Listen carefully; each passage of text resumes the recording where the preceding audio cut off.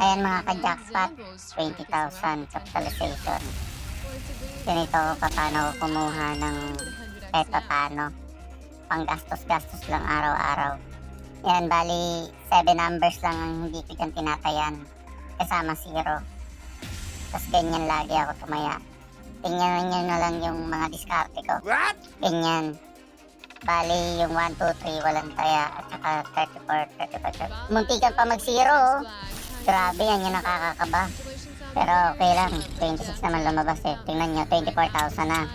Ngayon tatayan ko na rin ulit yan. Dadagdagan pala. Yung taya ko, dinagdagan ko. Tapos yan, meron na ako ngayon pantaya sa mga numbers. Yan, kahit pa paano kasi kung makidlatan yan, malaki-laki din yan. Ayan, yung 10 pesos, tas 20 pesos, ganyan. Depende yan kung anong times, tas kung saan pa matatimesan yan. Dapat kasi makidlatan. Ayun no, pares no, no. Yung number 9, no, times 500 yan, 20 pesos taya ako. Lumalabas, 10,000 pesos yan pag tumama. Yan. Bali, dalawang number natin ang tinamaan ng kidlat. Kaya dapat yan yung tumama, number 9 talaga, 10,000 pesos yan.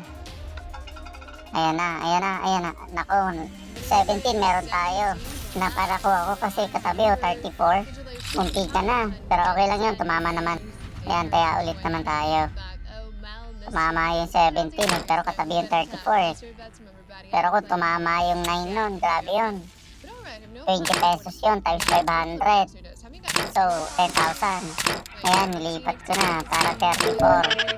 Mukhang delikado kasi yan eh. Tingnan nyo. Tingnan yung diskarte lang. Kahit paano, meron ka na pang gastos araw-araw. Yan, ganun ulit. Kaya na naman. Yan, maintain lang. Kaso, hindi nakidlatan yun sa atin eh. Dapat kasi yung number natin yung makidlatan. Kahit paano may times 50. Times 50 lang yan eh. Ayan. Ayun, 24. Meron tayo. Panalo na naman. Yan, panalo na naman. O, diba? 33,000 na pera natin. Tama na. Okay na yun.